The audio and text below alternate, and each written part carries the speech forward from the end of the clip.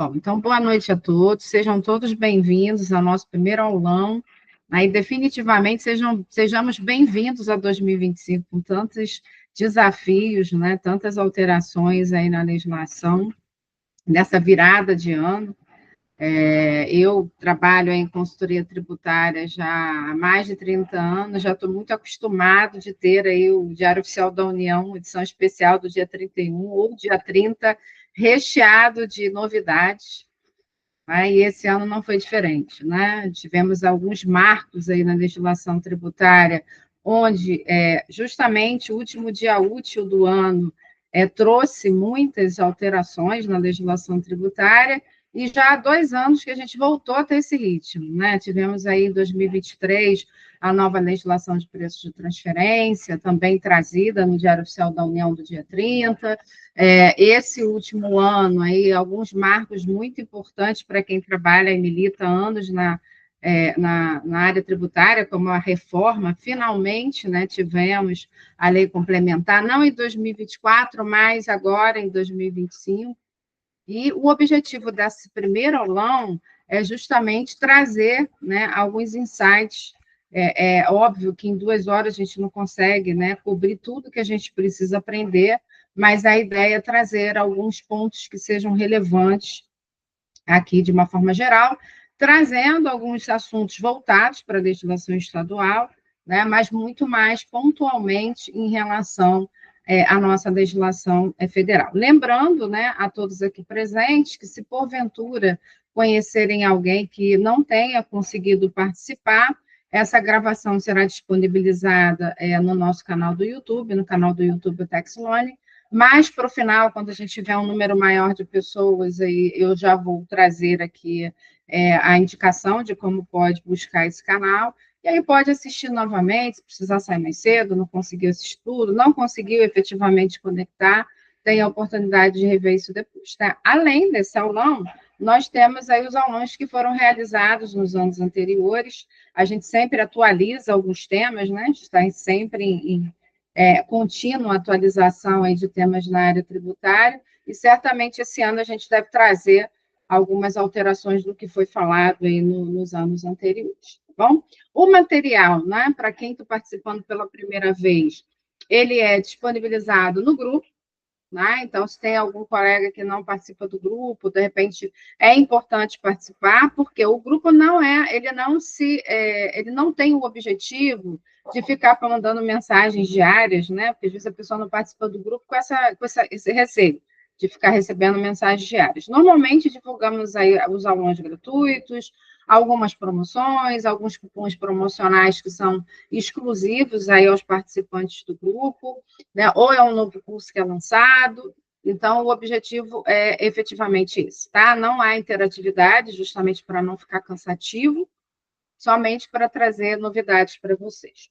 Bom, trazendo aqui o nosso material, o que eu reservei, né? A primeira parte, a gente tratar das principais alterações do ICMS, né? Todo início de ano, normalmente os estados também têm o hábito de divulgar legislações no final do ano para ter vigência aí, no ano posterior, muitas vezes 90 dias após o início do ano. Então, vamos trazer aqui as principais alterações das legislações estaduais, principalmente no que se refere à alteração de alíquotas do ICMS. Tá? Então, para essa finalidade, né, o que nós trouxemos aqui? Iniciando aqui em ordem alfabética, o Estado do Acre, uma majoração de alíquota de 19% para 20% nas importações por remessas postais ou expressas, trazidas de um convênio, que é o Convênio 135 de 2024, que é um convênio autorizativo, é um convênio que autoriza as unidades da federação a alterarem a alíquota do ICMS, e o Estado do Acre, né, foi um dos que saiu na frente, com a Lei Complementar 481 de 2024, com a vigência aí a partir de 1º de abril de 2024 para essa nova, para essa operação específica, tá? Não é uma alíquota geral, e sim uma alíquota especificamente das importações por remessas postais ou expressas. Alagoas, trazendo um adicional de ICMS, nós temos aqui no Rio de Janeiro o FECP, né? Alguns estados, a maioria dos estados estabelecem aí alíquotas de adicional de ICMS, normalmente para produtos supérfluos, né? O Rio de Janeiro é que tudo é supérfluo, geralmente nós temos lá IFEC para a maioria das mercadorias. No caso de Alagoas, a alíquota de 2% nas transações, nas operações com alimentos e bebidas não alcoólicas prejudiciais à saúde. Né? Instrução Normativa Conjunta número 1 de 2024 e Lei 6558 de 2024, a partir, aqui, deixa eu só ajustar, porque é 20 de janeiro de... Não, quando eu mandar o material para vocês, eu ajusto a data, 20 de janeiro de 2025, tá? Não é 24, não. A Amapá não está trazendo uma alteração em alíquota, mas está trazendo uma notícia boa, que é uma dispensa da GIA, né, da guia que informa as operações realizadas com mercadorias sujeitas à substituição tributária, a partir de 1º de janeiro de 2025, através do decreto 8.270 de 2024. Vocês estão vendo? Estão vendo? Deixa eu só habilitar aqui. Mais alguém está entrando. Bom, na sequência, nós temos... ok, Amapá. Bom, Espírito Santo, né? Nós tivemos uma alteração de alíquota nas operações com combustíveis, né? 27% nas operações internas, inclusive de importação de álcool carburante, redução para 12% nas operações com biogás e biometano, e redução da alíquota para 12% nas operações com GNV, né? Através da Lei 12.316, 2024, também vigente a partir aí de 1º de janeiro de 2025. Tá? Maranhão, ele teve uma extensão maior, né, de operações aí que a alíquota do ICMS, ela foi alterada de 22% para 23%, e alíquotas específicas para produtos supérfluos aí, especificados na lei, que chega aí, foi fixada em 30,5%, né, através da Lei 12.426/24, vigência a partir de 23 de fevereiro de 2025. É interessante, parece que os estados estão aproveitando esse momento, né, pré-reforma, né, enfim, está tendo aí bastante movimentação em termos de alteração de alíquota, aguardemos aí esse cenário pós-reforma. Né? Bom, Piauí, alíquota interna de 21 para 22,5, vigência a partir de abril, né, Lei 8558 de 24. Então, aqui a gente está falando da alíquota em geral, né? Então, é importante que a gente faça essa distinção, alíquota básica, entre aspas, né? Então, não significa que seja para todos os produtos, é importante ver isso no regulamento do Piauí. E no Rio de Janeiro, nós tivemos uma resolução Cefaz 714, alterando as regras para o FEC, né? Dentre essas regras, permitindo a possibilidade de você usar uma guia única, né? Seja ela um DARJ ou uma GNRE, né? Com a observação de necessidade de desmembramento desses valores na obrigação acessória, na NFD fiscal, a impossibilidade de compensação de saldo credor, né, de ICMS com FECP e vice-versa, né? E lembrando que essas novas regras também alcançam ao Simples Nacional no que se refere a obrigações acessórias, né? Caso aí haja a obrigatoriedade em situações específicas, por exemplo, ultrapassou o sublimite, aí apura o ICMS pela sistemática normal, então passa a ter para o ICMS a vida normal, né? Então, para o Simples Nacional, as regras da resolução Cefaz 714 também se aplicam, né, em especial lá o artigo 5º, vigência a partir de 1º de março de 2025. Bom, Rio Grande do Sul, extinção da GIA, né, geração de uma, entre aspas, GIA automática a partir da FD fiscal, através da Instrução Normativa RE 123 de 2024, com vigência a partir de fevereiro de 2025. Então, aqui a gente está falando de alíquota de obrigação principal, né? A gente está falando de uma obrigação acessória. O Rio Grande do Norte, alíquota interna em geral de 18 para 20, Lei 11.999 de 24, vigência a partir de março de 25. E Sergipe, alíquota de 20% do ICMS nas importações por remessas postais ou expressos também, né, aí aprovando, adotando o convênio ICMS 135, de cunho autorizativo para os estados da federação, né, e Distrito Federal, através da Lei 9577 de 2024, com a vigência a partir de abril de 2025. Né? Então, é importante que a gente acompanhe. Existem 2 convênios, né, especificamente aqui, que a gente vai, provavelmente, né, ter adesão aí por parte dos estados do Distrito Federal. O primeiro, né, que é o 126 de 2024, com vigência a partir de fevereiro, se refere ao regime monofásico de alguns tipos de combustíveis. Né? Então, o regime monofásico ele teve vigência aí, no ano de 2023, iniciou em maio, né, de 2023 para o ICMS, ou seja, a tributação do ICMS concentrada na primeira cadeia de comercialização, né, no industrial, né, ou no produtor, ou no importador. Né? Então, de uma forma muito semelhante que o regime de substituição tributária, mas que traz uma responsabilidade tributária muito concentrada no importador, no produtor, no industrial.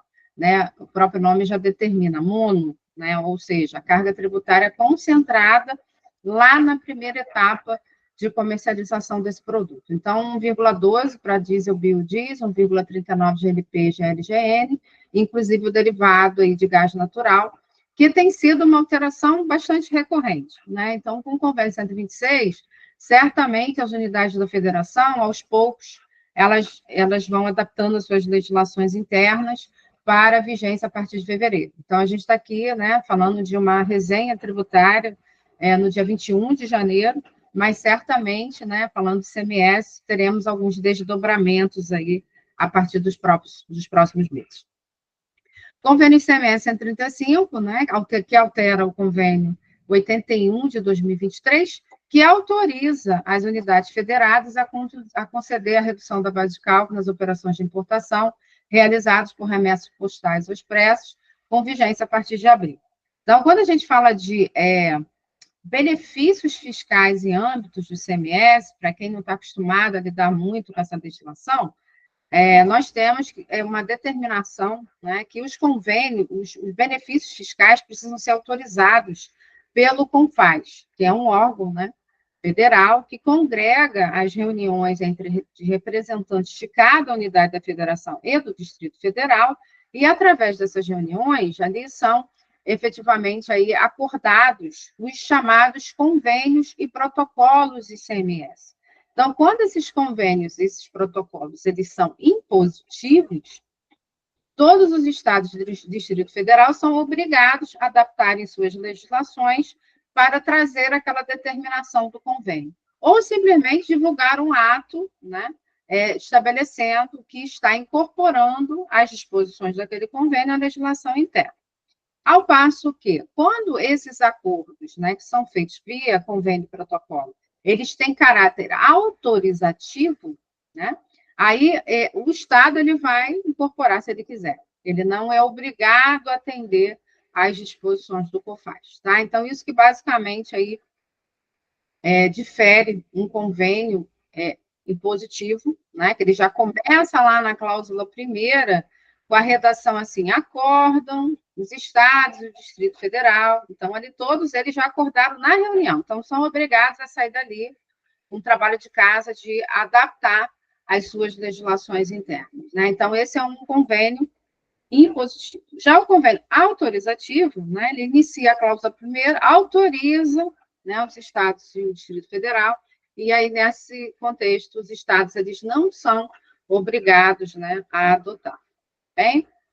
Bom, ainda falando aí desse cenário voltado para obrigações fiscais do ICMS, né? Porque a gente sabe que a gente tem o bloco K no SPED fiscal, SPED, ICMS e IPI, e a gente tem o bloco K lá na escrituração contábil digital, na ECD. Aqui a gente está falando de bloco K da FD fiscal. Né? Aqui nesse aulão, a gente não vai falar nem de ECF, e nem de ECD. Por quê? Porque a gente tem aulão específico para isso. Tá? Provavelmente, aí nos idos de março, a gente deve ter o aulão da SF para falar daí dos impactos da nova versão 11. Né? Aqui a gente não vai falar. Então, o bloco K, que a gente está direcionando aqui, é o bloco K da FD fiscal. Por quê? A partir de 1º de janeiro de 2025, temos, né, a obrigatoriedade de escrituração completa, com todos os registros do Bloco K, para os estabelecimentos industriais com faturamento anual igual ou superior a 300 milhões, e classificados no CNAE, nessas divisões que estão aqui citadas. Então, já era algo, né, previsível, né, com antecedência. Nós tivemos uma alteração do ajuste CINEF 2 de 2009 em 2023. Então, as empresas tiveram aí 2 anos para se prepararem para esse momento, preparar os seus sistemas, né? Lembrando, né, que o Bloco K, ele substitui o antigo Registro de Controle da Produção do Estoque, modelo 3, né? Quando a gente fala de estoque, a gente tem assim, o cruzamento do estoque em várias obrigações acessórias. Né? Então, a gente tem o inventário em 31/12, lá no bloco H da própria FD Fiscal, que é entregue todo mês de fevereiro. Nós temos o bloco K, que efetivamente ele vai trazer ali a movimentação desse estoque, né? Desde o momento que ele é insumo até ele virar um produto final. Nós temos o controle quantitativo e saldos, tanto na ECD como na SF.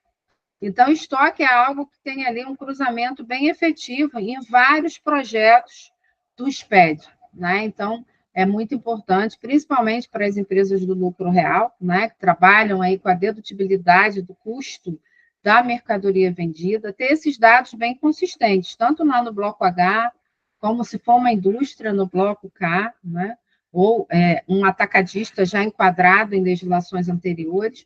O que faz diferir aqui essa nova obrigatoriedade, que eu estou trazendo todos os registros, né? Normalmente as empresas, elas vinham ali entregando parcialmente esses registros. E para esses quinais, efetivamente, a partir de janeiro, eu preciso entregar todos esses registros.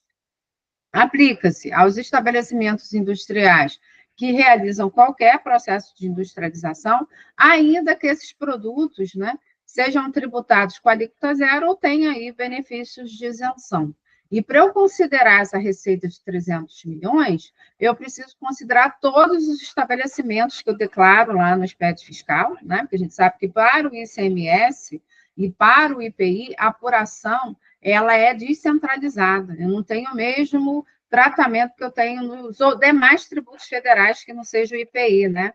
Que a apuração e o recolhimento está lá no mil ao contrário, está lá no estabelecimento matriz. Não, IPI e ICMS eu vou apurar por estabelecimento. No momento que eu vou considerar esse limite, eu vou considerar todos os estabelecimentos que estão sendo, que possuem as suas FDs, né? É o montante global de receitas, né? Descontando aí, desconsiderando os desfazimentos, ou seja, vendas canceladas, devoluções, e também os descontos incondicionais. Além disso, o faturamento, ele vai considerar, né, vai ser considerado o faturamento do segundo exercício anterior ao do início da obrigação, né? Então, se eu estou falando de 2025, eu vou considerar aqui o faturamento lá de 2023, tá? Então, é a previsão lá no AGCNF 2 de 2009, se vocês forem lá no site do Compaz, já tem o texto atualizado, cláusula terceira, inciso 1, parágrafo 7º, linha F. Então, um trabalhinho aí para esses industriais. Maiores contribuintes, aí saindo um pouco do cenário aí de ICMS, né, IPI, e aí adentrando na legislação federal com relação aos demais tributos. Todos os anos, né, no início do ano, no final do ano, a Receita Federal do Brasil ela publica uma portaria estabelecendo ali os limites do que é considerado maiores contribuintes, né, tanto para pessoa física como para pessoa jurídica. Né? Então, para o ano de 2025, pautado aqui, né, no valor dos rendimentos declarados, né? Se eu estou falando de pessoa física, valor dos rendimentos, valor de bens e direitos declarados e operações em renda variável. Né? Já a pessoa jurídica, receita bruta anual, valor declarado de débitos e o valor das transações de comércio exterior. Esses são os balizadores. Né? Então, se eu estou falando de uma pessoa jurídica diferenciada, maior ou igual a 340 milhões, na verdade, bilhões de reais. Se eu estou falando de uma pessoa jurídica especial, eu tenho 2 bilhões de reais, né? Então, essas pessoas jurídicas, elas ficam ali no radar do fisco, né? Ficam mais monitoradas do que as demais, né? Se eu estou falando de declaração de débitos, estou falando do que está lá na DCTF, DCTF Web, maior ou igual, né, a 80 milhões de reais, maior ou igual a 500 milhões de reais em relação à pessoa jurídica especial, né? E o valor das operações de comércio exterior, isso é importante também. Estou falando tanto de importação como de exportação, né? São os balizadores aí para enquadrar a empresa ou no acompanhamento diferenciado ou no acompanhamento especial. E aí, do momento que a empresa ela se enquadra aqui, ou até mesmo a pessoa física, né? Eu estou dando mais ênfase na pessoa jurídica, porque o Tex ele trabalha muito a capacitação voltado, né, para a tributação da PJ. A gente não costuma criar cursos, né, voltados aí para a tributação da pessoa física, não. É importante que eu tenha que ter ali o compliance tributário redondo, né, ter um zelo aí pela elaboração das obrigações tributárias, não só pela apuração dos tributos, né, é muito comum as empresas criarem, né, toda uma estrutura de revisão da apuração dos tributos, mas quando chega lá na obrigação acessória, essa mesma estrutura de compliance, ela não é criada.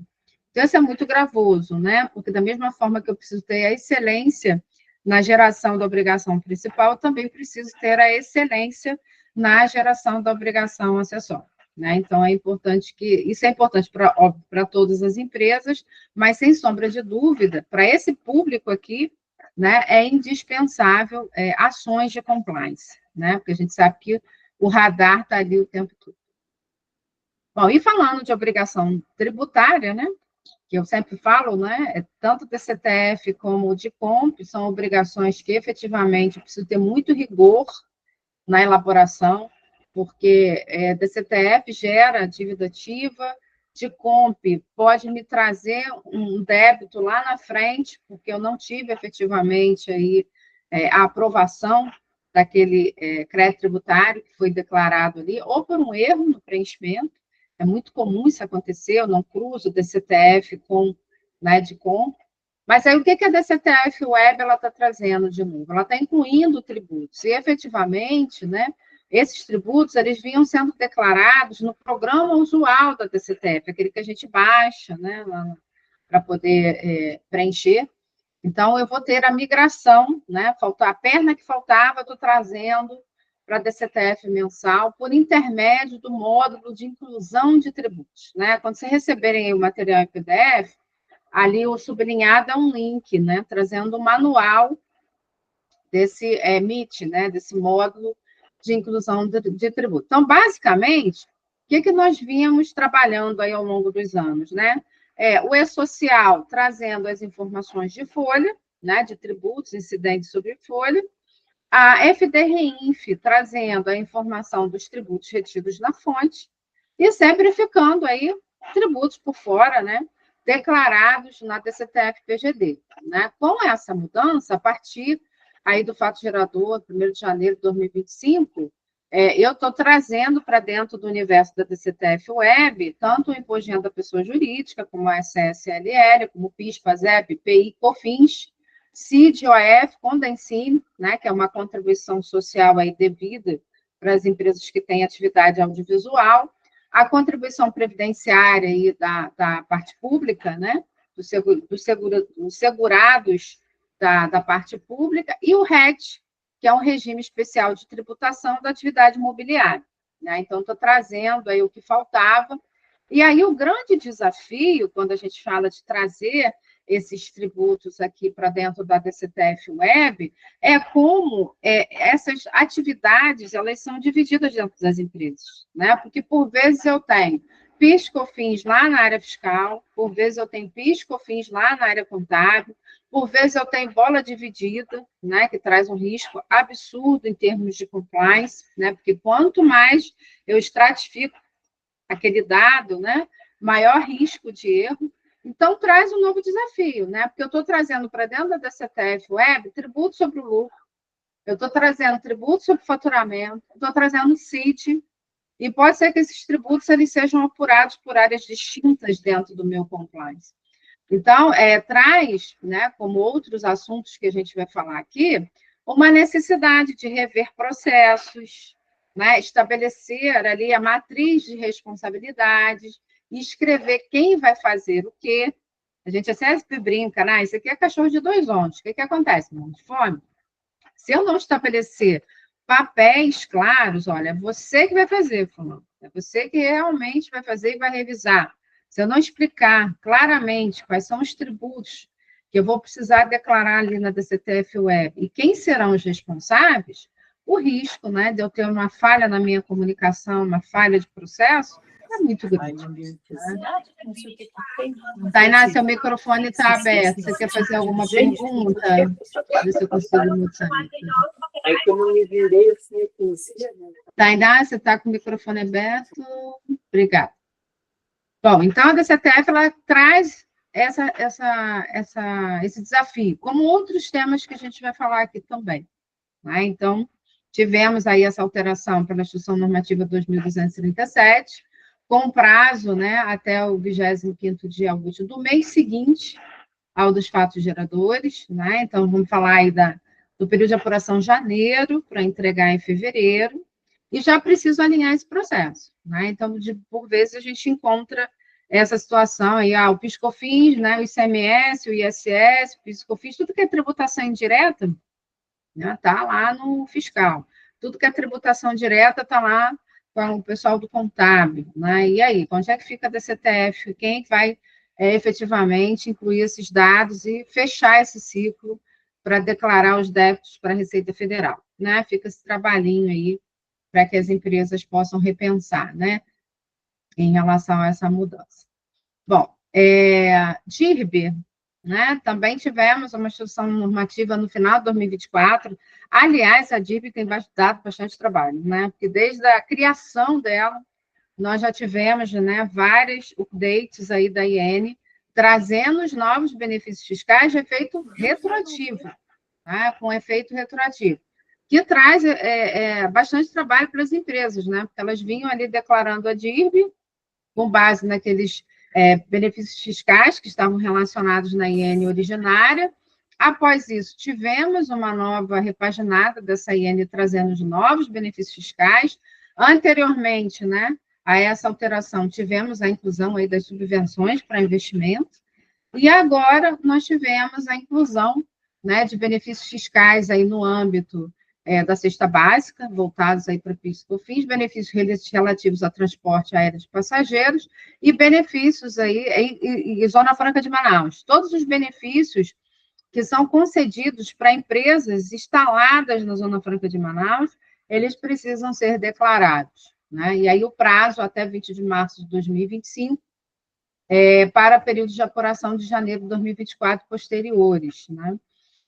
Até onde eu pude ver hoje, ainda não está disponível, né, a nova versão, com os novos benefícios fiscais, mas precisamos aí entender até que ponto as empresas, né, para as quais somos responsáveis, se não estão enquadrados nesses novos benefícios aí, para a inclusão de forma retroativa. Né? Então, a DIRP tem trazido aí esse desafio da gente sempre estar voltando para incluir um novo benefício fiscal. Bem, preços de transferência, né? Aqui, desde o ano passado, né, na verdade, a gente vem lidando com a nova legislação de preço de transferência, e aí eu sei que aqui o público, ele é um público bem diversificado, né? Eu tenho pessoas que é da parte de indiretos, militam no ICMS, PI, ISS, pessoas que militam só em IR, CS, PIS e COFINS. Então, o que seria o preço de transferência? Na verdade, a nova legislação aí, criada, instituída pela Lei 14.596 de 2023, ela tem como objetivo entender como as empresas participantes de um grupo multinacional, elas oferem os seus lucros, né? Como essa lucratividade ela é dividida entre as entidades que fazem parte de um mesmo grupo multinacional, com o olhar no seguinte sentido, né? Aquela entidade ela precisa ter os benefícios auferidos naquela transação internacional, porque a gente está falando de uma transação de importação e de exportação. Qualquer transação comercial ou financeira com partes relacionadas lá no exterior. Ou então, com os chamados paraísos fiscais. E como esse lucro da entidade brasileira, ele é reconhecido aqui no Brasil. Né, se ele é compatível com as contribuições e os riscos que são assumidos por essa empresa brasileira. Né? Então, a nova legislação ela propõe esse exercício.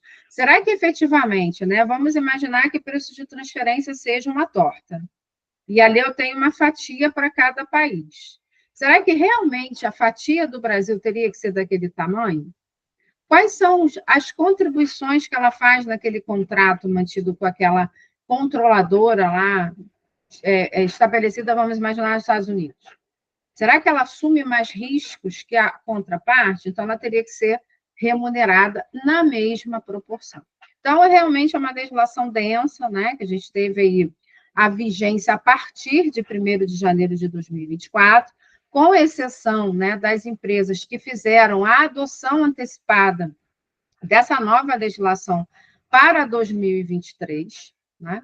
Elas tiveram o primeiro ajuste agora, em 31/12 de 2024, calculado com base nessas novas premissas da legislação nova, vão reportar isso na SEF em julho de 2025, e tiveram aí novas obrigações criadas em função dessa nova legislação. Uma delas é o chamado arquivo local, que a gente vai falar aqui na sequência, arquivo global, e também um novo registro das operações com commodities. Né? Toda empresa que transaciona, né, mercadorias que tenham um preço fixado, né, ou por um órgão regulador, né, ou fixado por bolsa, né, tem um preço único ali fixado, que tem que seguir aquele regramento, se enquadra no contexto de commodities. Né? Só que a nova legislação de commodities, ela não trabalha exclusivamente com comparabilidade de preço em bolsa ou de órgão regulador. Ela trouxe também a possibilidade de eu comparar o preço, como eu precifico a minha commodity, com preços de mercado. Né? Então, basicamente, essa foi uma alteração trazida para o mercado de commodities. Tivemos, em 2023, a Instrução Normativa 2161, que trouxe as regras de preço de transferência vigentes a partir de 1º de janeiro de 2024, e a Instrução Normativa 2246, publicada aí no final de 2024, alterando, né, trazendo aí uma previsão em relação aos contratos utilizados para entregas recorrentes ou de longo prazo, a possibilidade do contribuinte, né, se utilizar para se enquadrar, né, dentro das regras de preço de transferência. Então, o princípio arm's length significa que eu estou enquadrado dentro das regras de preço de transferência e eu não tenho ajustes a fazer, nem na base de cálculo do IR da CS e nem ajustes a fazer no valor da transação. Né? Se o mecanismo de definição desse preço está de acordo com as práticas de mercado na data em que o contrato é celebrado, levando-se em consideração o tipo de commodity objeto da transação controlada. Então, traz esse viés de preço de mercado e não tão somente preço de bolsa de valores, né, e preço estabelecido ou fixado por órgão regulador. Né? Essa finalidade deverão ser devidamente consideradas, além de documentadas no arquivo local, que a gente vai falar disso no próximo slide, as informações de mercado divulgadas e as tendências observadas, as previsões econômicas disponíveis no momento da celebração desse mercado e outras informações relevantes que demonstrem que partes não relacionadas, ou seja, partes independentes, não pertencentes ao mesmo grupo multinacional, agindo em circunstâncias comparáveis e comportando-se de maneira comercialmente racional, considerando as opções realisticamente disponíveis para cada uma das partes, celebrariam tais contratos. Então, essa é a essência quando a gente fala de comprovar que aquele preço que eu pratico como a empresa do grupo, né, seria o mesmo preço que eu praticaria com empresas independentes. Essa é a principal essência da nova legislação de preço de transferência. Qual é a complexidade? Porque eu saí, né, no ano passado, de um cenário meramente matemático, porque eu já tinha ali a fórmula matemática dos métodos para eu comprovar isso para a Receita Federal, para um cenário assim, especificamente econômico, né? Porque eu preciso ali calcular as margens, eu preciso entender efetivamente o que a empresa faz, como ela precifica aquele produto, se é uma importação, como a parte relacionada precifica, se é uma exportação, como a empresa brasileira precifica. Então, eu venho para um cenário muito mais financeiro, de indicadores financeiros. Então, essa foi uma realidade, né, que nós passamos a conviver a partir de 1º de janeiro de 2024. E com as commodities também trazendo esse cenário, né, de eu olhar para o mercado, né, de eu não me balizar unicamente por cotações em bolsas de valores, seja a bolsa brasileira, uma B3, ou seja uma bolsa de valores internacional. Ou, por exemplo, me balizar por um preço máximo consumidor fixado de um medicamento, né, pelo órgão regulador, ou de um barril de petróleo fixado, né, pela Agência Nacional de Petróleo. Então, trouxe essa visão de mercado. Com isso, trouxe uma nova obrigação acessória, que é o Registro de Transações em Commodities, ou RTC, né? Quando vocês receberem o material em PDF, o sublinhado é um link, né? Que é uma obrigação criada no ambiente CAC, da Receita Federal do Brasil, onde eu tenho que reportar, né, até o 10º dia do mês seguinte, em que ocorreu a celebração do contrato, independentemente da forma utilizada para sua formalização. Então, não preciso ter unicamente a modalidade de comparação de preços com cotação em bolsa, né, ou cotação pelo órgão regulador, né? Em qualquer caso, eu vou ter aí a obrigatoriedade do RTC. Então, a Instrução Normativa 2246 trouxe essas disposições, né? Tanto a previsibilidade aí da prática de mercado, né? O olhar para o mercado, como essa commodity é precificada, a extensão do RTC, né, da obrigação acessória, que anteriormente era um tema de bastante debate aí no segmento. Bom, falando especificamente de arquivo global e local, né, que foram duas obrigações acessórias trazidas pela nova legislação. Então, a partir do momento que a empresa tem a prática internacional, seja com outras empresas do mesmo grupo, ou seja, com países que possuam a tributação de até 17%, essa é a definição nova aí para tributação, países com tributação favorecida ou regimes fiscais privilegiados, e às vezes é um câmbio, tá? Às vezes a empresa, eu não faço parte de um grupo multinacional, mas ela tem transações ali em cartões de crédito internacional que chegam a esse montante, ou é um treinamento online, ou é uma licença de software que é pago através de um cartão de crédito, e aí quem está lá do outro lado é uma Irlanda, que tem a tributação 17%, né? Ou então é um Panamá, ou é Bahamas, né? Tudo isso são países que possuem a tributação de até 17%. Então, se eu alcancei 15 milhões, eu tenho obrigatoriedade dessas duas novas obrigações acessórias. Aí, uma confusão que normalmente o mercado faz é o seguinte: mas eu não alcancei 15 milhões, então eu estou dispensado de calcular preço de transferência? Não, você não está dispensado. Né? Do momento que você tem uma única transação no ano calendário com um país que tribute a renda em até 17%, você precisa calcular preços de transferência, né? Identificou essa transação controlada, vai ter que delinear, vai ter que entender os termos do contrato, escolher uma metodologia e provar que aquele preço está ali incluído dentro do princípio arm's length, tá? Você só não vai precisar entregar para a Receita Federal o arquivo global e o arquivo local, mas você precisa documentar preço de transferência. Então, essa confusão, ela costuma acontecer muito, né? Esse limite de 15 milhões é para você não precisar encaminhar através de um processo eletrônico o arquivo global. O que é o arquivo global? É o arquivo elaborado pelo controlador final do grupo lá fora.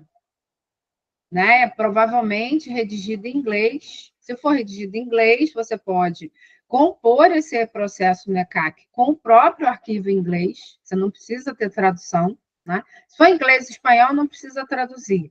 Se for qualquer outro idioma, você vai precisar ter uma tradução simples, não precisa ser uma tradução juramentada.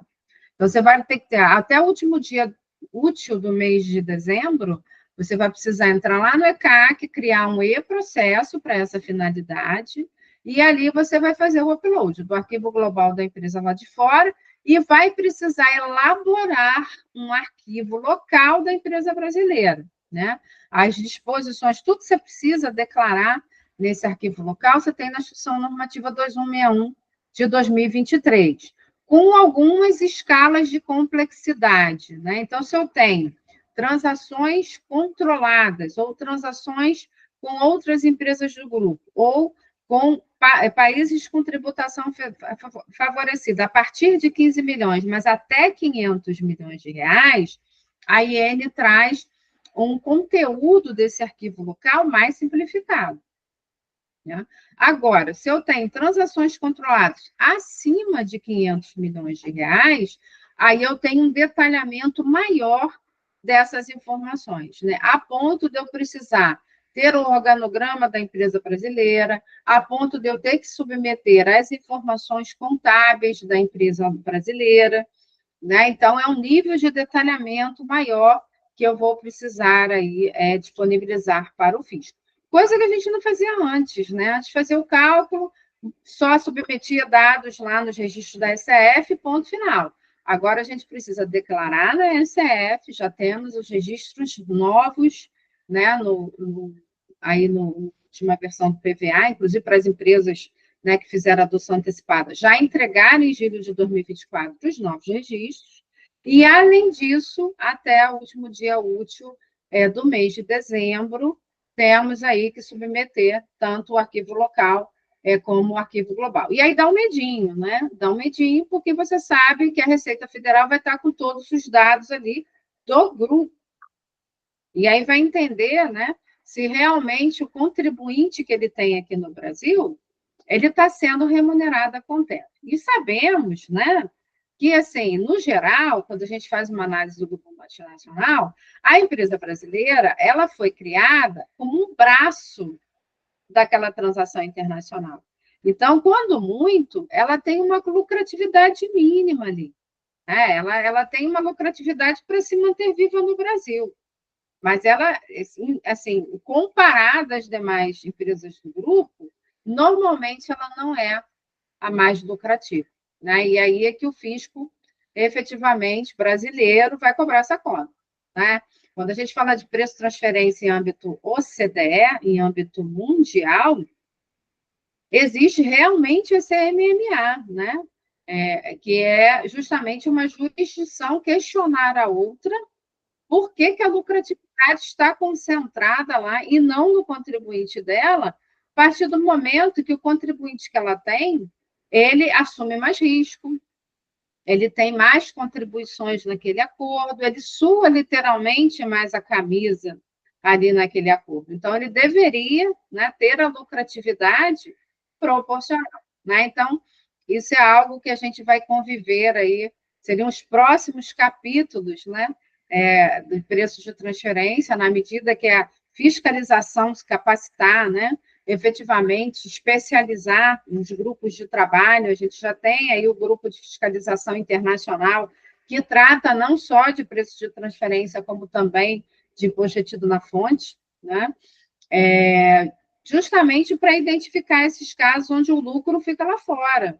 Quando a gente assim, analisa a estrutura de um grupo, principalmente se o controlador final também congrega, né, a qualificação de estar em um país de tributação favorecida. Você olha lá no topo da pirâmide, o cara está lá em Hong Kong, está lá na Irlanda, né, está lá em Delaware, né, que a lucratividade fica lá.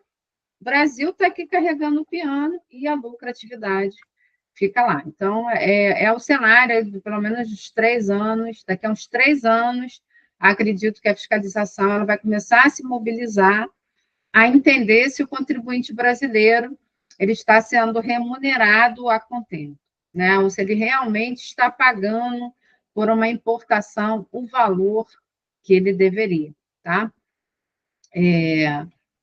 Bom, na carona, né, da tributação internacional, né, que a gente tem temas muito relevantes, ganhando muita importância aí na tributação internacional. Primeiro, o ER-fonte, que nunca sai de moda, está sempre aí às voltas com algumas soluções de consulta para definir se, de acordo com o acordo de dupla tributação, aquele ER-fonte, né, efetivamente, qual artigo da convenção, do acordo, ele vai se enquadrar, se realmente deveria existir ou não a tributação desse IR-fonte.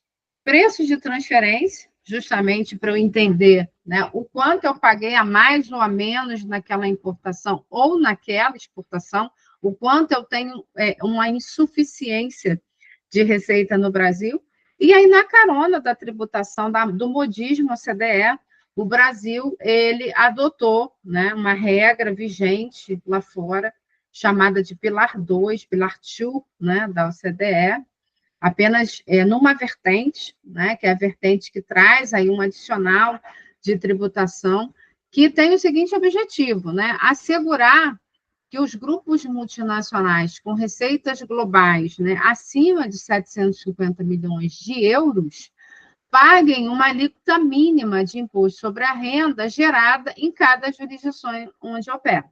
Né? Então, esse é o principal objetivo quando vocês escutarem aí falar de Pilar 2 nas notícias em geral. A diferença é que lá fora, o adicional, ele é um adicional de imposto de renda.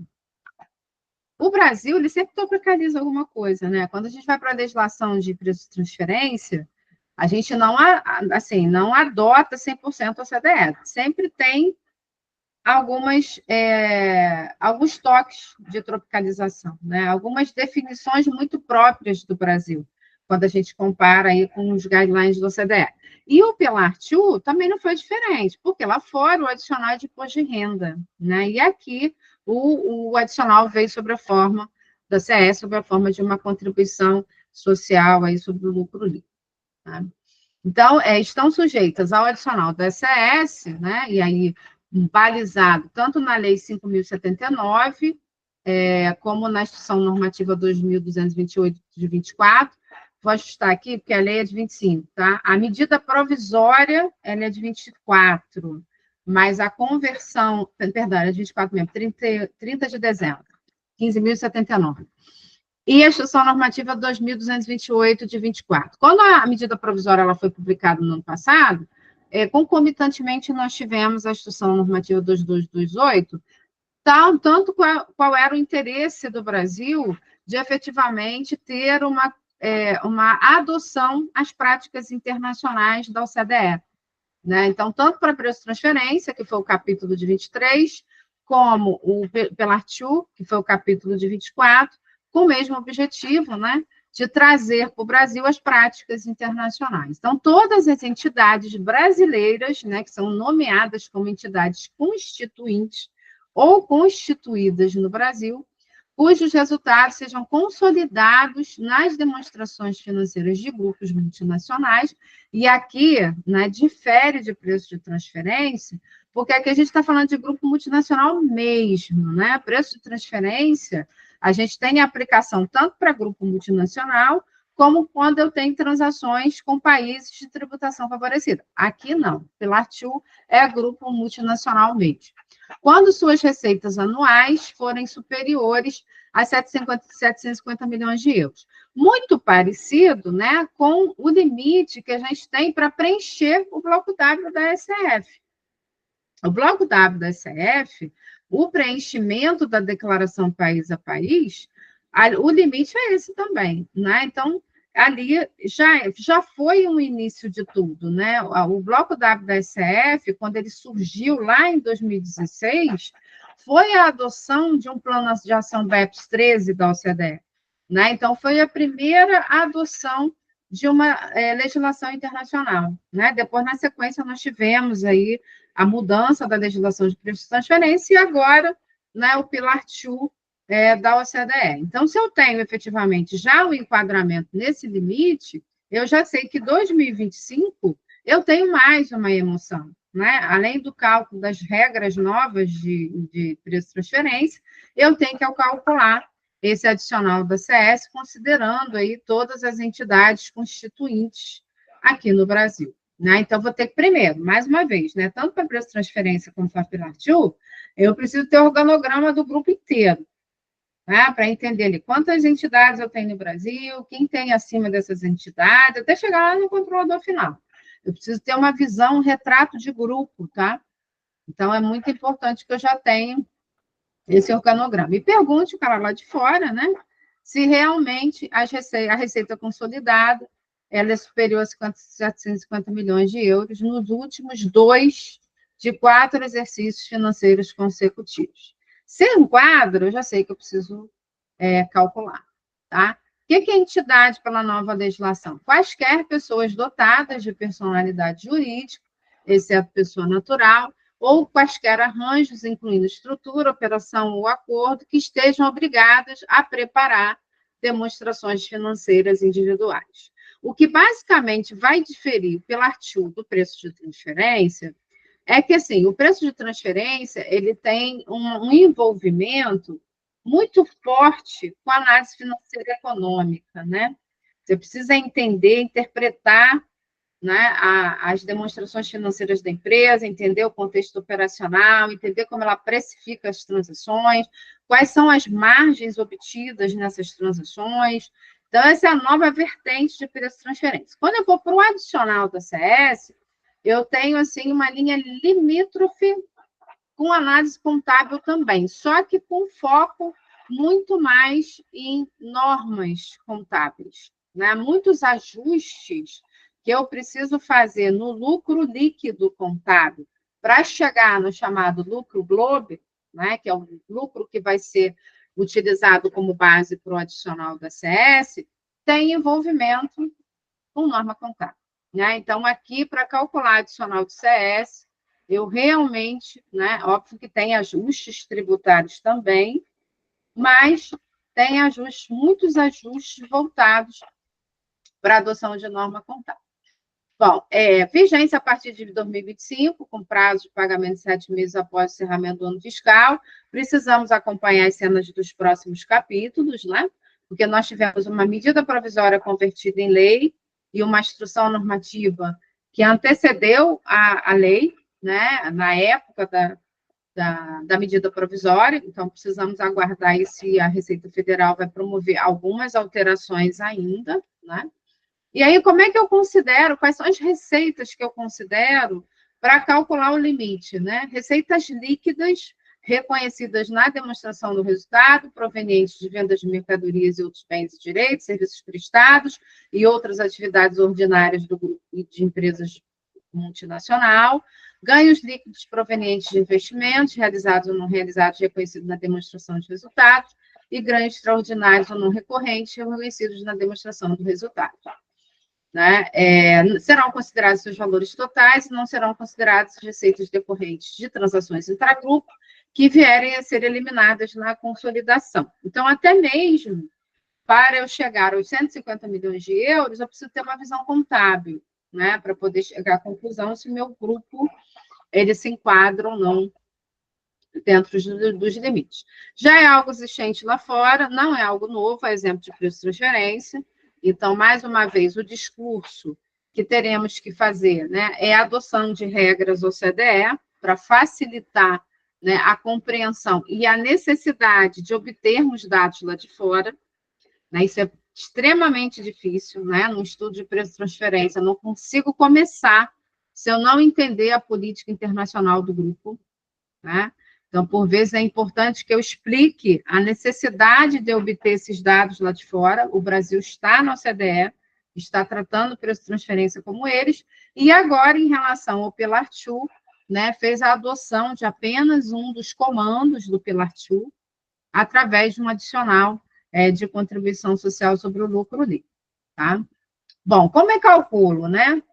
A base de cálculo, ela vai ser o que a gente chama de lucro globo. Né? Para eu chegar nesse lucro globo, eu preciso fazer vários ajustes previstos tanto na lei, principalmente na IN, né? Porque a lei ela dá o comando, ela autoriza a Receita Federal, né, normatizar esses ajustes. Então, a instrução normativa ela ganha importância nesse contexto, porque ela que vem detalhando os ajustes que eu preciso fazer aí no lucro, nos lucros Globo, e esse é efetivamente o maior esforço dessa legislação, analisar todos os ajustes que serão necessários. É impraticável a gente falar disso em 2 horas, né? Aqui eu trouxe a visão macro dessa legislação para vocês. Então, o lucro que for definido como excedente, ou seja, aquele lucro ajustado que é apurado através das regras aí da Instituição Normativa 2228, que vai servir como base. Por sua vez, a alíquota efetiva de 15%, né, que vai ser calculado considerando os lucros excedentes após os ajustes ao lucro líquido contábil, né, eu vou também ter que analisar os tributos abrangidos, ou seja, tributos correntes dessas entidades localizadas no Brasil para poder chegar nessa alíquota efetiva, né? Então, quando a gente fala de tributos abrangidos, são aqueles tributos reconhecidos, né, nas demonstrações financeiras da entidade, ou equivalente à despesa tributária corrente, né, ajustados por diferenças temporárias. Então, também tem que fazer alguns ajustes aí aos tributos reconhecidos nas demonstrações de resultado, né, para aplicar efetivamente a alíquota efetiva de 15%, chegar ao adicional do CS. Né? Bom, a legislação, ela traz uma ressalva, né? Caso a sistemática não possa ser implementada, o pagamento do adicional da CS deverá ser distribuído entre as entidades, na proporção dos respectivos patrimônios líquidos, mas não é algo muito claro da gente entender na IN ainda, né? E por opção do grupo multinacional, o valor total também poderá ser recolhido por uma única entidade, pode centralizar, com a responsabilidade solidária entre as entidades contribuintes. Então, ao invés de eu calcular o adicional uma a uma, eu posso eleger uma como centralizadora e pagar o adicional do CS, porventura devida por todas as entidades existentes aqui no Brasil. Então, sem sombra de dúvida, né, 2025 continua sendo o ano da tributação internacional, né, a gente começou militando lá em 24 com o preço de transferência e continuamos aí em 25 com mais aí a vigência do Pilar T, tá? Trazendo uma necessidade também de processos, né, gente? Porque tudo que altera tributo, cria obrigação acessória, mexe, né, altera uma obrigação acessória, eu preciso pensar na estrutura que eu tenho para atender esse novo comando, né? Quem vai ser o responsável, capacitação das equipes, né? Um grande desafio, porque não adianta eu estabelecer quem vai fazer se eu não capacitar para fazer, né? Então, primeiro, eu preciso efetivamente criar essa matriz de responsabilidades. A gente falou agora há pouco de DCTF Web, agora a gente está falando de adicional de CS, né? E falaremos aí para a gente finalizar o nosso aulão, mais uma vez, né, da reforma tributária em função da Lei Complementar 124. Então, são desafios de compliance. Quando a gente fala de compliance, a gente tem que rever papéis, rever estrutura, rever processos, muitas vezes rever sistemas para que eu possa automatizar isso, né? Então, todo mundo está assim, de cabelo em pé, como é que vai fazer com as alíquotas testes aí a partir de 1º de janeiro de 2026 de IBS, CBS, e as empresas de software sem dar um retorno para a gente, né? Então, 25, sem sombra de dúvidas, é um ano para a gente arrumar a casa e pensar, né, nas peças desse quebra-cabeça, né, onde nós alocaremos todas essas novas demandas, né? Isso aí vai ser algo importante, tanto na galera de direto, que a gente está trazendo o adicional do CS, a gente iniciou aí uma força-tarefa de preço de transferência, como também na galera de indiretos, né, com essas mudanças de alíquota, toda a mudança de alíquota do CMS é uma parametrização de sistema novo, né? E na virada de chave 26 tem que estar pronto aí, né, para a reforma tributária, né? Finalmente ela nasceu. Eu posso dizer que eu esperei mais de 30 anos por isso, tá? Porque desde que eu trabalho na área tributária, que é o escudo de reforma do sistema tributário nacional. Então, eu já tinha até desistido. Falei, quando sair, eu já estou aposentado, não estou nem falando, não estou nem só nas aulas, né? Não vou estar nem no mundo corporativo mais. Mas consegui, né? Alcançar a reforma tributária, pelo menos aí por algum período. Então, tivemos a edição da Lei Complementar 214 de 2025, com alguns vetos. Falamos de reforma aí em 3 aulões, basicamente, falamos da parte básica, né, a parte geral, né, os regimes específicos, né, os regimes diferenciados. E aqui eu trouxe mais por conta aí de alguns vetos que ocorreram, e mais uma vez enfatizando que, embora a vigência seja 1º de janeiro de 2026, não podemos esquecer que precisamos, principalmente no segundo semestre, já ter os sistemas em testes para a alíquota teste do IBS da CBS. Né? E para quem não teve a oportunidade de participar, né, dos demais aulões, antes de dar a palavra para vocês aí tirarem dúvida, eu vou mostrar aqui para quem não sabe, né, como a gente pode direcionar os nossos amigos para assistir esses aulões que são gravados, né? O que é, né, a reforma tributária? Né? A criação daí do Imposto sobre Bens e Serviços compartilhados entre Estados, municípios e Distrito Federal, englobando ICMS e ISS. Então, foi criado o IVA Dual. Né? O que é o IVA Dual? Dividido em 2 espécies tributárias diferentes. Porque lá fora, o IVA é um imposto único. Só que, durante todos esses anos que eu comentei com vocês, né, que eu venho aí aguardando a reforma tributária, tentou-se migrar para o imposto único. Mas qual era o principal embate? Estados e municípios, a arrecadação dos estados e municípios. Tirar isso para um imposto de competência da União seria muito complicado. Né? Então, no decorrer aí da reforma, com as PECs, as tantas PECs, resolveu-se fasear, né, em duas espécies tributárias, o ICMS e o ISS, no IBS, né, de competência dos estados, municípios e Distrito Federal, e a contribuição sobre bens e serviços, de competência da União, unificando aí PIS, COFINS e IPI, né, unificando os federais. E, além disso, né, criou um imposto seletivo com uma tributação, né, incidente sobre produtos considerados prejudiciais à saúde e ao meio ambiente. Então, a reforma ela tem um marco inicial em 26, trazendo uma alíquota teste, tanto para o IBS como para o CBS. Então, a nossa vida em 2026 será a seguinte: teremos ICMS, ISS, IPI, PIS, COFINS, IBS e CBS. E aí, onde vai ficar o IBS e CBS? Quem apura PIS e COFINS? Está lá no contábil, está lá no fiscal, eu tenho um tributário que apura todos os tributos, então preciso pensar nos meus processos, preciso pensar na minha equipe. Geralmente as empresas, elas trabalham, né, ali sem gordura. As pessoas mal dão conta, né? Essa é a realidade da maioria das empresas brasileiras. Mal dão conta do que precisam entregar para o fisco com a equipe que tem, né? Apurar os tributos, entregar todas as obrigações acessórias, a gente vai ganhar 2 tributos novos. Obrigações acessórias, sistemas integrados para poder realizar o pagamento desses tributos, né? Então, não vai ser uma rotina fácil.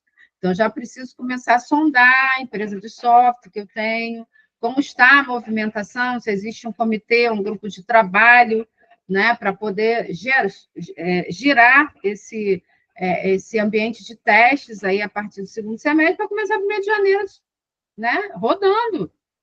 Mês de janeiro tem que rodar. Né? E o que a gente observa na prática, assim, para quem vivenciou ICMS monofásico de combustíveis e outros temas que foram bastante complexos dentro de uma parametrização de sistemas, viram que as empresas de software elas costumam entregar nos 45 minutos do segundo tempo. Tá? Então, é importante já pensar nisso, pensar nos processos. Né? Então, 2026 já temos as alíquotas testes. A partir de 2020, essas alíquotas testes elas vão sendo graduadas ao longo dos anos, né? Vai ter um grupo, um comitê gestor da reforma que vai entender qual é o impacto, né, dessas alíquotas testes para poderem ali e fazerem a transição aos poucos, né? A partir de 2029, o Senado Federal, né? A exemplo do que nós temos com o ICMS das operações interestaduais ao longo dos anos, alíquotas estabelecidas pelo Senado Federal, e então também teremos alíquotas a partir de 29, estabelecidas pelo Senado Federal. Então, será um longo período de transição com acréscimos percentuais nessas alíquotas testes de IBS e CBS. Né? A partir de 2027, aí sim, a gente já começa a eliminar etapas, aí a gente vai ter a extinção do PIS e COFINS e a substituição integral pela CBS, mas 26 eu ainda convivo com todos os tributos, né? E a substituição efetiva do ICMS e ISS pelo IBS a partir de 2033. O IPI fica também aí no meio do caminho, né, acompanhando aí a Zona Franca de Manaus, né? Então, o período de transição, eu vou ter uma coexistência do IBS com ICMS e ISS, né, permitindo que os estados e municípios ajustem suas legislações e sistemas, e aí vocês pensem o seguinte, a gente teve o primeiro start, que foi a lei complementar. A gente vai ter aí uma cascata de legislação, né, muito semelhante ao que a gente falou no início do nosso aulão. Nós falamos lá da legislação estadual, alterando alíquotas de ICMS, alterando obrigações acessórias. Então, por enquanto, a nossa força-tarefa de estudo das legislações estaduais não termina. Não termina. Muito contrário, né? Eu vou ter aí um incremento e vou ter que ter alguém muito forte nesse radar, né, para poder acompanhar todas essas alterações aí da legislação, tá?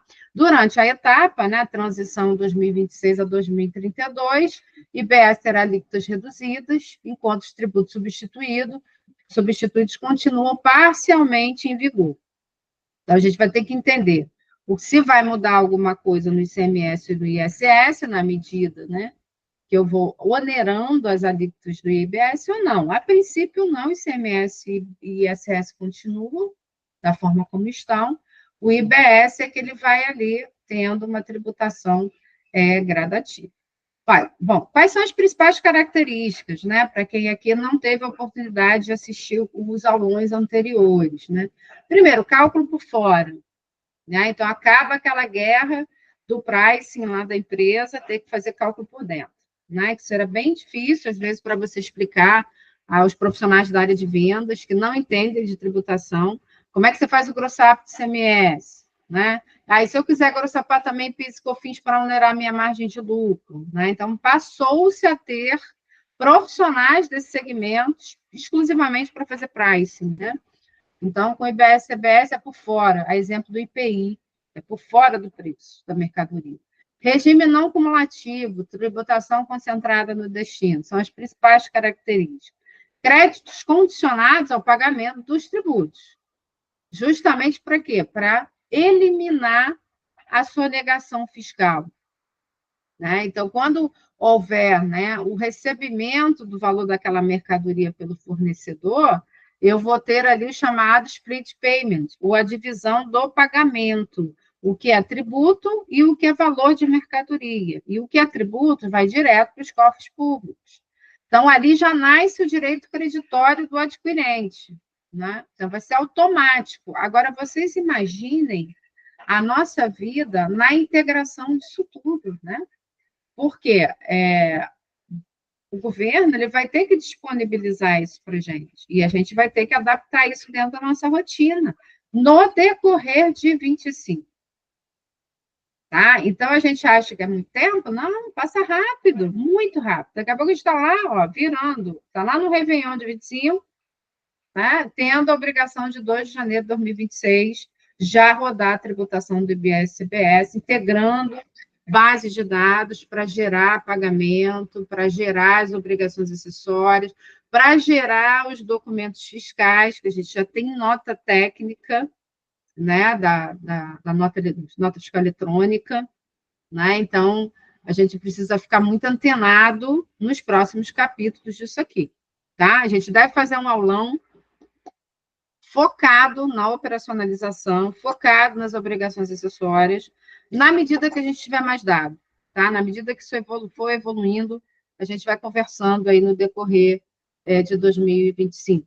Né? Então, o split payment é o pagamento automático, onde eu divido o valor daquela mercadoria no que é realmente o que eu devo ao fornecedor e o que é tributo.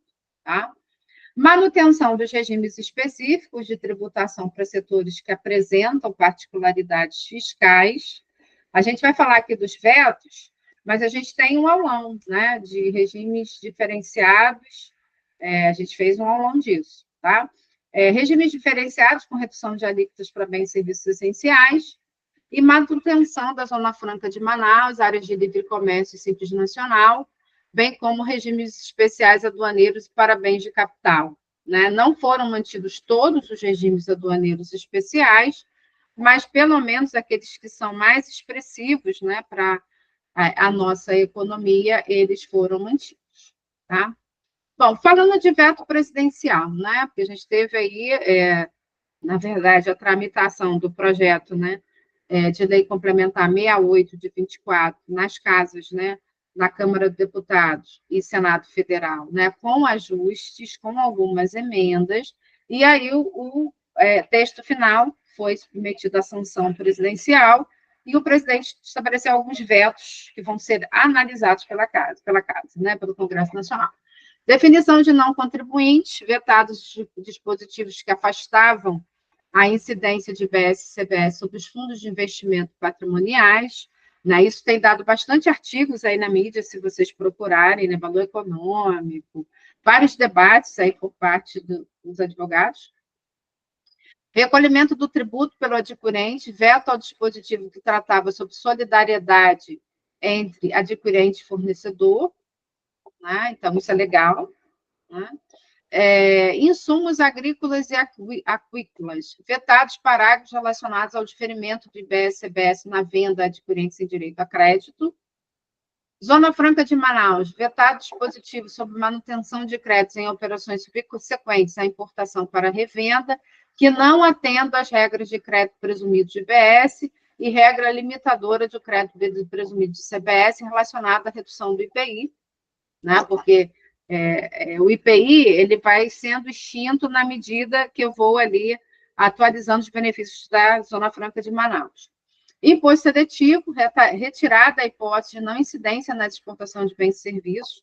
Isso aqui realmente impacta muito, né, as transações brasileiras no mercado brasileiro, principalmente commodities, né, porque eu tenho uma força nas exportações de commodities, isso aí tem um impacto muito grande na nossa economia.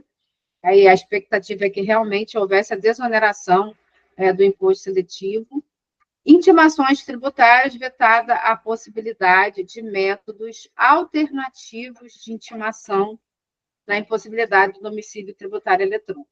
Né? Então, esses foram os principais pontos aí do veto presidencial da reforma tributária. Que, embora a vigência seja 26, a gente tem impactos fortes em 25 no preparo desse ambiente de 26. Né? Então, vejam como nós teremos que rever a nossa estrutura de força de trabalho, né?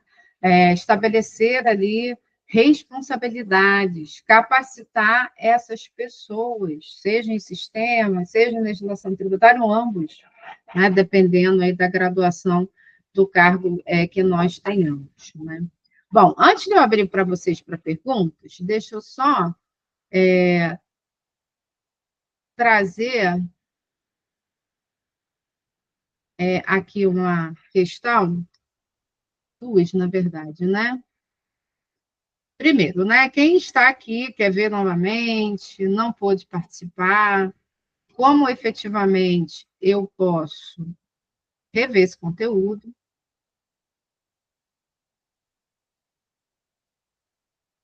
Então, para quem não conhece, né? O site do Taxone, vou colocar aqui no chat. Lá no finalzinho da página, Foi aqui, peraí, deixa eu achar. Então, eu tenho a página do Texlane, onde você, lá no finalzinho, você tem a referência das redes sociais. Então, aqui eu tenho, siga-nos no YouTube. Então, essa gravação, ela será disponibilizada aqui no link do YouTube, tá?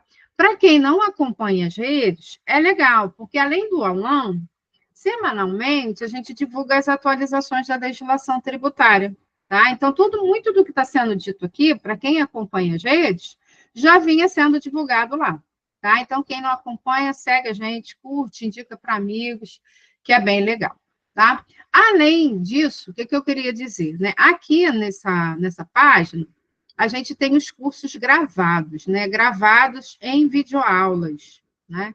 Que nós já estamos aí em processo de gravação, tanto da nova versão de preço de transferência, com base na legislação nova, tá? Então, nós teremos aí, em fevereiro, né, o curso gravado de preço de transferência, porque a gente sabe que tem aluno que não tem disponibilidade para ficar 2 noites, 4 horas, no curso ao vivo, né? Então, prefere o gravado, que ele está lá voltando do trabalho, ele escuta 15 minutos de aula, depois mais 15 minutos de aula, e assim ele vai caminhando no aprendizado aos poucos de todo o conteúdo, né? Por outro lado, né, a gente também tem alunos que não se adaptam à videoaula, né? Prefere o ao vivo, né? A gente, no ao vivo, só faz a turma de preço de transferência uma vez ao mês, que eu vou mostrar aqui para vocês, mas, além do preço de transferência, que a gente vai trazer aula gravada, a gente vai trazer o curso de Pilar 2 e a gente vai trazer o curso da reforma tributária, né, com adaptações aí ao longo do ano de 2025. Então, se você se familiariza aí com cursos em aulas gravadas, acompanhe os lançamentos nas redes sociais, que brevemente a gente vai estar divulgando lá nas redes o novo curso, tanto de preço de transferência, como Pilar 2, como reforma tributária, aqui no site. Bem? Bom, para quem não gosta, né, das aulas gravadas, a gente realiza, né, nós realizamos uma vez ao mês o curso de preço de transferência no formato online ao vivo, tá? Inclusive, a gente está iniciando uma turma amanhã, né, pelo Simpla, vou colocar aqui o link para vocês. Então, se não der, todo mês a gente tem curso no Simpla, tá? Na verdade, essa já é a 27ª turma que a gente realiza, né? A gente vem com o preço de transferência ao vivo, desde a legislação antiga, né? E desde a medida provisória que trouxe a nova legislação, a gente está trazendo aí a legislação nova, tá? Então, a gente já tem uma turma começando amanhã, e aí eu vou trazer mais uma notícia legal para vocês, tá? Se vocês colocarem lá no curso ao vivo, né, lá no campo, cupom promocional, esse código aqui, também específico para vocês que estão aqui, esse cupom promocional 10 off, vocês ganham 10% de desconto lá no curso ao vivo, tá bem? Bom, já fiz as minhas considerações, falei do portal, falei dos cursos que estão por vir, né? Falei do curso ao vivo, e agora eu abro para vocês, né, fazerem alguma pergunta sobre o conteúdo que foi colocado aqui, alguma experiência, desesperos, também atendemos. Fiquem à vontade aí para fazer perguntas. Tudo tranquilinho na empresa de vocês em relação a esses temas?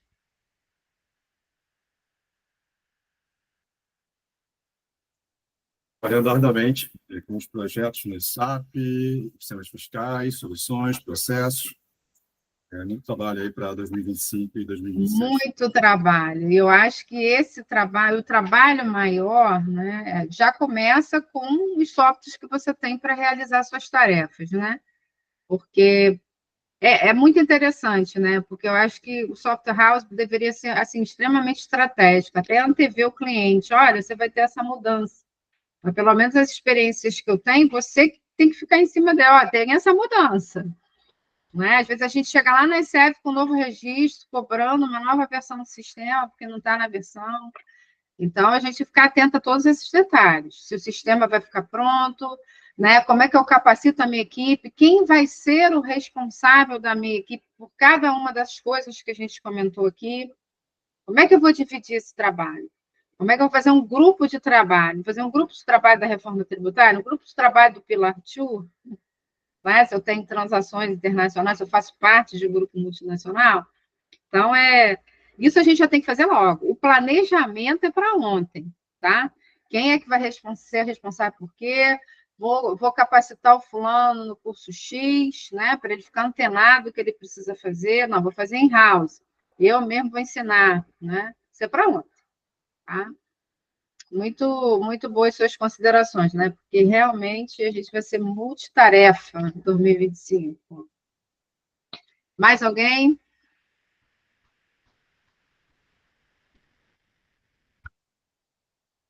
Você vê algum risco com relação ao reperto estadual? Então, isso ainda está no limbo, né? Não está muito claro para a gente. A gente vai ter que aguardar efetivamente aí os desdobramentos da reforma tributária. Isso não ficou claro. A gente sabe que o repé está previsto lá na lei complementar. Então, em tese, a nossa expectativa é que os estados eles venham estabelecer algo nesse sentido, ou permaneçam no período de transição, pelo menos no período de transição, a gente entende que lá os 3% eles permaneçam, né? Agora, com a virada de chave, definitivamente para o IBS, é que a gente vai ter que ver se realmente vai mudar algo, né? Enfim, a gente agora é olho no Diário Oficial da União, dos Estados, né, para saber o que muda, né, a adaptação a essa lei complementar. Mas é muito interessante que, para quem já vem aí militando nos indiretos, a impressão que a gente tem é que pegou lá a lei complementar 87 do ICMS, 116, juntou, né? Quando você lê alguns artigos, isso aqui veio da 116 do ISS, isso aqui veio da 87 do ICMS, né? A sensação que a gente tem é essa, quando a gente lê a nova legislação, né? E aí trazendo os retoques de PIS e COFINS também, tá? Porque a gente está falando de um fato gerador muito mais abrangente do que a gente tinha aí em cada um deles, né? Então, enfim, gente, estudo. Estabelecer quem vai estudar o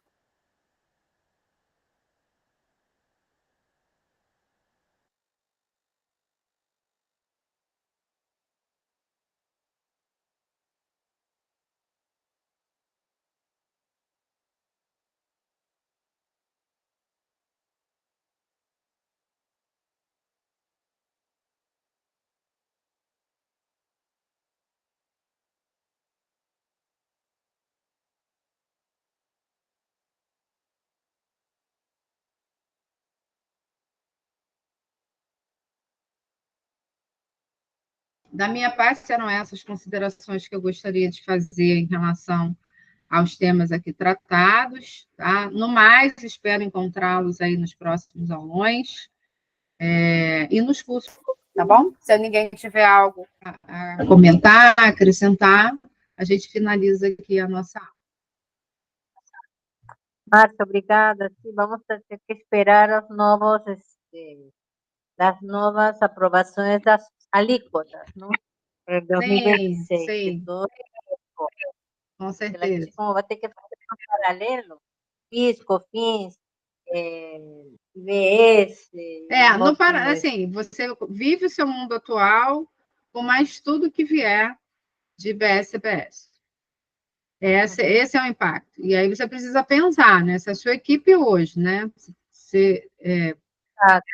Já está ali, né? Bem justa para fazer tudo que precisa fazer, imagina com mais IBS, CBS, tudo que vier aí em termos de obrigação acessória.